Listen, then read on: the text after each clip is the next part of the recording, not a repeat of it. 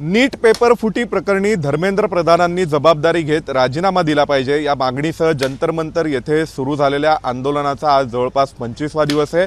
तर या आंदोलनामध्ये आमरण उपोषण करण्यासाठी सहभागी झालेले सामाजिक कार्यकर्ते सोनम वांगचुक यांच्या उपोषणाचा आज 16वा दिवस आहे। उपोषणाची सुरुवात झाल्यापासून त्यांचं वजन जवळपास 8 ते 8.25 किलो घटलेलं आहे आणि 16 दिवस सलग उपोषण केल्यानंतरही त्यांचा उपोषणावर निर्धार कायम आहे। आपल्यासोबत या सगळ्या आंदोलनाची सुरुवात करणारे अभिजित दिपके आहेत। आज काय स्थिती आहे सध्या आणि सरकारच्या वतीने काही चर्चा किंवा बोलणी आहेत का उपोषण सोडवण्यासंदर्भात?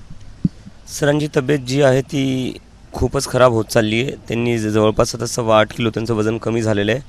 त्यांच्या अंगातलं जे फॅट होतं ते तर पूर्णपणे गेलेलेच आहे, पण जे मसल असतात आता मसल लॉसही सुरू झालेला आहे त्यांचा आणि आता त्यांना उभाही राहता येत नाही, उभा राहताना त्यांना चक्रा येत आहेत, वॉशरूमला जाणंही खूप अवघड झालेलं आहे त्यांना लघवीला कुठं जायचं असेल तर अशी स्थिती आहे आणि त्यांची तब्येत दिवसांदिवस खराबच होत चालली आहे।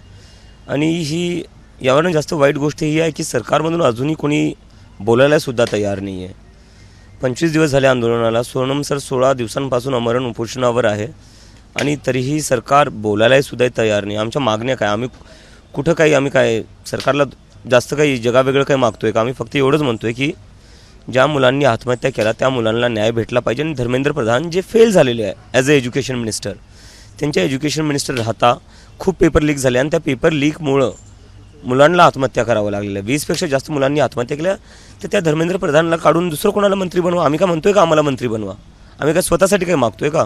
मंत्री जो असेल तो तुमचाच बनेल, पण धर्मेंद्र प्रधान हे अपयशी ठरलेलं आहे, तर त्यांना काढून दुसरं कोणाला मंत्री बनवा। आमची फक्त एवढीच मागणी आहे, पण तरीही सरकार एक डायलॉग करायलाही तयार नाही आहे। जेव्हा महात्मा गांधी उपोषणावर बसायचे तेव्हा जे ब्रिटिश लोक होते तेही सुद्धा त्यांच्याशी बोलायला यायचे, ही सरकार तर बोलायला सुद्धा येत नाही आहे। काय लावलं मला समजत नाही आहे। एकंदरीत सर्वसाधारणपणे जेव्हा कुठलंही उपोषण सुरू होतं तेव्हा त्यानंतर एक सरकारकडून प्रयत्न असतात की ते उपोषण सोडवण्यासंदर्भात किंवा काही चर्चेसंदर्भात, तर तसं काही तुम्हाला विनंती सूचना करण्यात आली आहे का की उपोषण सोडवलं पाहिजे? काहीच सूचना नाही येते, काहीच म्हणजे एक माणूसही सुद्धा सरकारकडून आलेला नाही आहे जो म्हणतोय की तुमच्या काय मागण्या असतील त्यावर आपण बसू बोलू किंवा सोनम सरांना सांगा उपोषण सोडायला, असं सरकारकडून अजूनही काही नाही आलेलं आहे। ह्या सरकारला मला तरी वाटतंय काहीच काळजी पडलेली नाही आहे लोकांची, सामान्य जनतेची।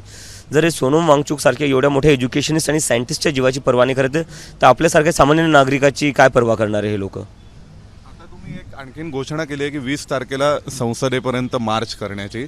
देशभरातून यासाठी येणार आहेत कार्यकर्ते की तुम्हीच इथून सगळेजण दिल्लीतूनच जाणार आहेत? नाही, याच्यासाठी देशभरातून लोक येणार आहेत। बिहार, झारखंड, महाराष्ट्र झालं, तमिळनाडू झालं, केरळ, प्रत्येक देशातल्या प्रत्येक भागातून लोक इथे येणार आहे आणि आम्ही इथं बसलेले आज 24-25 दिवस झालेले तरी पण सरकार आमचं ऐकायला तयार नाही आहे। तर आता आम्ही जे 20 जुलै आहे तेव्हा आम्ही संसदेजवळ जाणार आहे आणि आम्हाला असं वाटतं की इथून जर त्यांना आमचा आवाज ऐकू नसेल येत तर आम्ही थोडं जवळ जाऊन त्यांच्यासमोर आमच्या मागण्या ठेवू, कारण की जर आमच्या मतांनी तुम्ही संसदेत बसलेले आहे तर आमचा आवाजही तुम्ही ऐकला पाहिजे ना, आमच्याच मतांनी बसलेले तिथं। कार्यकर्त्यांची आणि तुमच्या सगळ्या आंदोलकांची काय इच्छा आहे वांगचुक सरांची तब्येत पाहता, त्यांची प्रकृती पाहता उपोषणाच्या संदर्भाने? कार्यकर्त्यांची आणि माझी स्वतःची इच्छा आहे की सरांनी उपोषण नाही करावं, त्यासाठी मी सरांच्या मागे लागलेले 2-3 दिवसापासून आणि मी सरांना सारखी विनंती करतो की तुम्ही उपोषण सोडून द्या, आपण तरी आपला जो प्रोटेस्ट आहे तो सुरू ठेवू, फक्त तुम्ही उपोषण सोडून द्या। पण सर मला रागवतायत की नाही, मी आता एका गोष्टीवर जर मी डिसिजन घेतलेले तर मी आता मागे सरकणार नाही आणि जोपर्यंत नीटच्या स्टुडंट्सनी आत्महत्या केली त्या स्टुडंट्सला न्याय नाही भेटत आणि जोपर्यंत सरकार धर्मेंद्र प्रधानच्या विरोधात ॲक्शन नाही घेत आणि पेपर फुटीवर स्टॉप नाही लावत तोपर्यंत मी हे उपोषण सुरू ठेवल। धन्यवाद। तर आपल्यासोबत होते अभिजित दिपके ज्यांनी या सगळ्या आंदोलनाची जंतर मंतरवर सुरुवात केली आणि सोनम वांगचुक यांच्या उपोषणाचा 16वा दिवस, अजूनही त्यांचा उपोषणाच्या बाबत निर्धार ठाम आहे अशी माहिती त्यांनी आपल्याला दिली आहे। व्हिडिओ जर्नलिस्ट वेद पांडेसह सोमेश कोलगे, ABP माझा, नवी दिल्ली।